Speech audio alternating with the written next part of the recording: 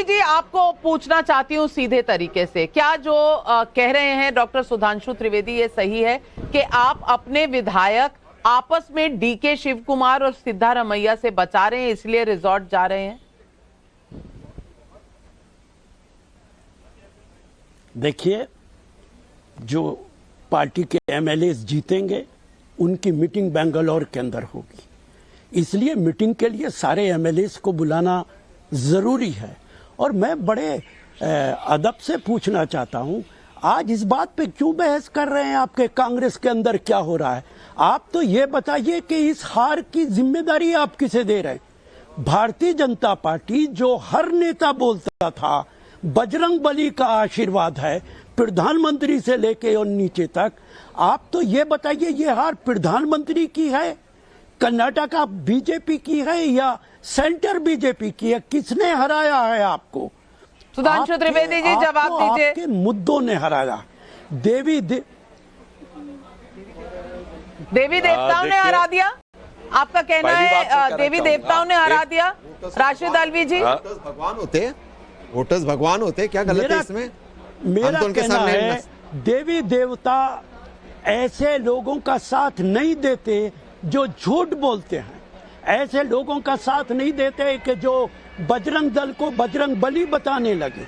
और मैं सुधांशु जी से कहूंगा, ये तो पढ़े लिखे आदमी हैं बीजेपी में, कम से कम 2018 में अमेरिका के CIA ने कहा था कि बजरंग दल और विश्व Hindu Parishad religious militant organisation है। आपने उनके खिलाफ कुछ बोला है?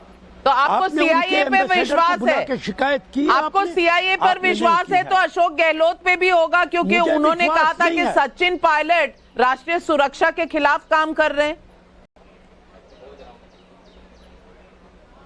मुझे विश्वास नहीं है, लेकिन इतिहास का ये पन्ना, ये तो बीजेपी के लोग जवाब दें। चलिए सुधांशु त्रिवेदी जी जवाब क्यों नहीं बोला?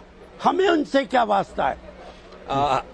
देखिए राशिद अल्वी साहब, अब फिर जो राशिद अल्वी साहब ने बोला मैं कह देना चाहता, इन्होंने तो पता नहीं किस CIA की रिपोर्ट की बात कही 2018 में, मैं तो कोट करके कह रहा हूं। CIA के ऑफिसर की एक बुक है in conversation with A crow, उसमें जाके पढ़ लीजिए उन्होंने क्या कहा है कि लाल बहादुर शास्त्री जी की हत्या में किसका हाथ था।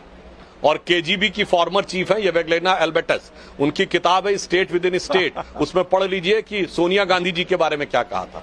अब भाई इनकी बाहर की बातों पे आप आ जाए, क्योंकि आप बाहर पे यकीन बहुत करते हैं ना, हिंडनबर्ग से लेके BBC तक, तो अब बाहर की बातों पे जाएंगे तो बहुत सारी चीजें आ जाएंगी। इसलिए मेरे विचार से उसे छोड़ें और हम देश के अंदर रहें और कर्नाटक के ऊपर रहें।